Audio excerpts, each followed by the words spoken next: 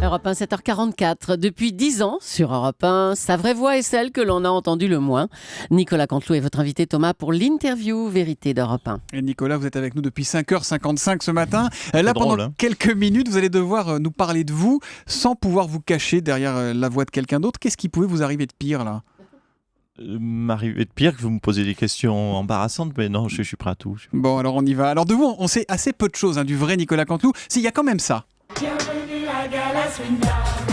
Vous avez été géo au Club Med, prof d'équitation la journée, paraît-il, et sur scène le soir. Et c'est là que tout a commencé, c'est vrai, ça, racontez-nous. Oui, parce que on apprend le métier de la scène, pas à l'université, mais sur le tas. Et le Club Med vous donne la chance de pouvoir monter sur scène au-delà du métier que vous puissiez avoir, que vous soyez infirmière, géotennis ou vous, c'était prof de cuisinier, cheval la journée. voilà. Donc, et puis le soir, je voulais. D'ailleurs, c'est un petit peu pour ça que je suis parti au club. J'avais cette envie d'essayer sur scène, et le club vous donne cette chance de vous habituer au public, parce qu'en fait, je crois qu'on on a tous un fond de comédien, mais c'est le fait de sauter dans la piscine, de monter sur la scène qui peut manquer à certains. Et c'est là, le même métier finalement que vous faites encore aujourd'hui. C'est comme si vous montiez sur la scène d'un Club Med quand vous montez sur scène, quand vous êtes sur TF1 le soir, quand vous êtes avec nous le matin sur Europe. Oui, et puis ce que m'a appris le club, c'est de gérer le regard des gens, de ne pas être inhibé parce qu'il y a 300, 400 personnes ou plus qui vous regardent.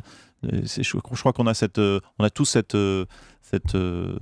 part de comédie en nous qui vient de l'enfance, mais on est inhibé dès qu'on nous regarde. Alors, ne pas être inhibé, ce mot il est intéressant dans votre bouche. Parce que moi, je me demande si vous n'êtes pas un peu schizo, Nicolas Canteloup. Je me suis renseigné à Europe 1, certains vous croisent, vous côtoient ici depuis 10 ans maintenant. Il n'y en a aucun qui m'a dit, moi je le connais vraiment, totalement extraverti à l'antenne et totalement introverti dans la vie. Vous êtes timide ?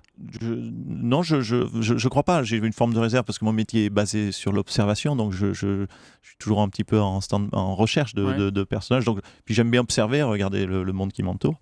Donc je suis plutôt en mode d'observation. Et vous êtes un affectif plutôt, non ? Parce que j'ai regardé aussi les gens avec qui vous travaillez aujourd'hui, votre producteur Jean-Marc Dumonté, tout ça c'est parti d'une aventure de copains dans la région bordelaise, d'où vous êtes originaire, c'est ça ? Oui, et puis oui, je leur suis fidèle parce que je pense sincèrement que je n'ai pas fait ce parcours sympa sans eux.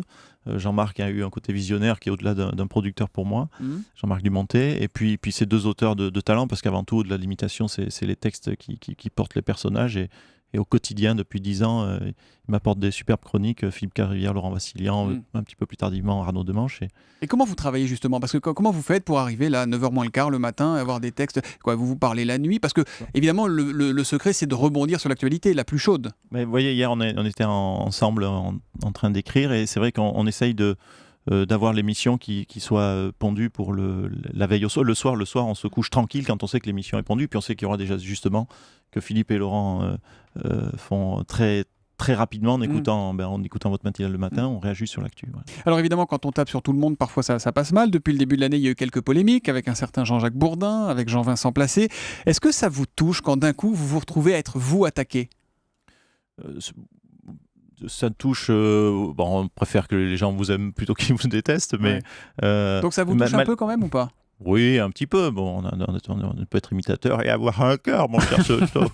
Mais néanmoins, mais je me sens. Je le prends pas comme une forme d'injustice, mais j'ai pas de querelle avec Jean-Vincent Placé ou Jean-Jacques Bourdin ou les personnages que j'imite. On essaye de trouver un angle drôle. Alors, forcément, on peut pas me faire rire en mettant en valeur les gens. Donc, la cible en question, eux, ils se sentent touchés, mais nous, notre cible, pour parler un peu marketing, mais c'est pas le cas, c'est de faire rire le plus grand nombre. Si ça touche le plus grand nombre et que ça fait marrer et qu'on n'a pas eu le sentiment d'être de déraper en notre. Il y a des fois où vous êtes dit mince, là je suis allé et on est allé trop loin avec les auteurs. Non, parce qu'on est assez.